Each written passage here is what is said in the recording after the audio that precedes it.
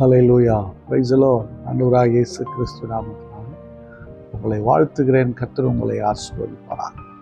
இன்றைய நாள் மெய்ப்பனின் சத்தம் சங்கீதத்தின் புஸ்தகம் 36ஆம் அதிகாரம் 8ஆம் வசனத்தை நான் வாசிக்கிறேன். உமது ஆலயத்தில் உள்ள சம்பூரணத்தினால் திருப்தி அடைவார்கள், உமது பேரின்ப நதியினால் அவர்கள் தாகத்தை தீர்க்கிறீர்.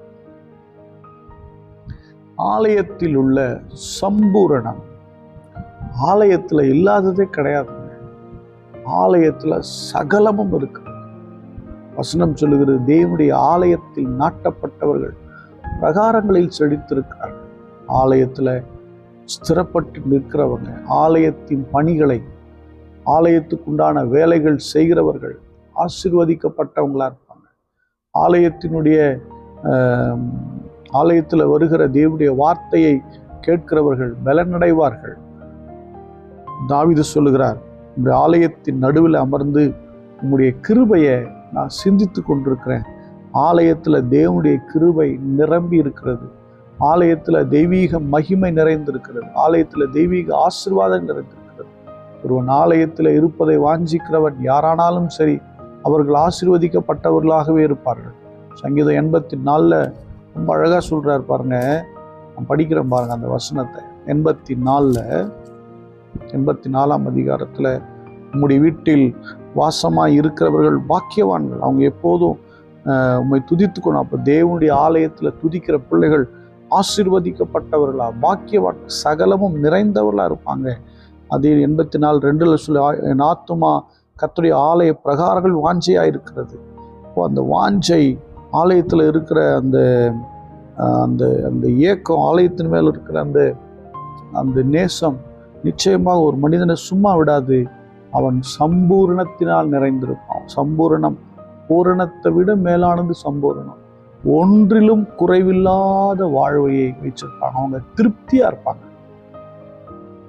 வெளியே இருக்கிறவங்களுக்கு திருப்தி வராது. ஆலயத்தில் இருக்கிறவங்க எப்போதும் திருப்தி, எல்லாம் ஒரு நிறைந்த ஒரு நிறைவு இருக்குமா. சில பேர் சாப்பிட்டு திருப்தி அடையாமல் இருப்பாங்க. ட்ரெஸ் எடுத்துக்கிட்டே இருப்பாங்க. என்ன சொல்றது, அவங்க ஏதோ ஒன்று ஏக்கமாகவே இருப்பாங்க. ஆனால் ஆலயத்தில் எல்லாவற்றிலும் திருப்தி அடைந்தவங்களாக கர்த்தர் அப்படி தான் வச்சிருப்பார். அவங்கள குறைய வைக்க மாட்டார். அடுத்தது பாருங்க, பேரின்ப நதியினால் அவர்கள் தாகத்தை தீர்க்கிறீர். பேரின்ப நதி, தெய்வீக பிரசனம் தாகத்தை எல்லாம் தீர்க்கும். இந்த பேரின்ப நதிக்காக, தேவ பிரசனத்துக்காக காத்திருக்கிற வாழ்க்கை எல்லாவற்றையும் என்ன பண்ணணும்னா, எல்லா தாகத்தையும் தீர்க்கும். எல்லா விதமான எல்லாவற்றையும் ஃபுல்ஃபில் பண்ணும், நிறைவடைய பண்ணும். அதாவது தாகத்தை தீர்ப்பதுன்னா நிறைவடைய பண்ணுதல். எல்லாவற்றிலும் திருப்தியும் நிறைவும் காணப்படும். எனக்கு அன்பான தேவனுடைய பிள்ளைய, ஆலயத்துக்கு வருகிறதை விரும்புங்கள். நேரத்தோடு ஆலயத்துக்கு வாங்க. ஆலயத்தில் நடக்கிற ஆராதனைகளை கலந்து கொள்ளுங்க. ஆலயத்தில் நடக்கிற ஊழிய காரியங்களை பங்கெடுங்க.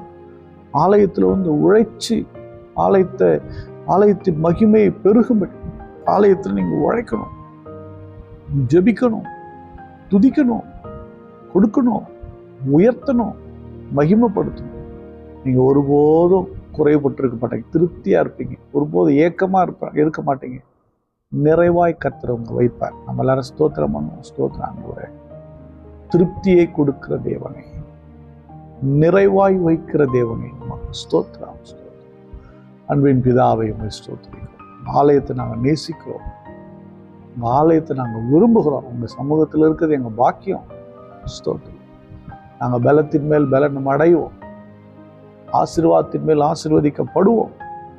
அன்றைய ஆலயத்தில் யாரெல்லாம் ஆசையா, ஆலயத்தின் மேல் யாரெல்லாம் வாஞ்சையா இருக்கிறாங்களோ அவங்கள கைவிடாதது.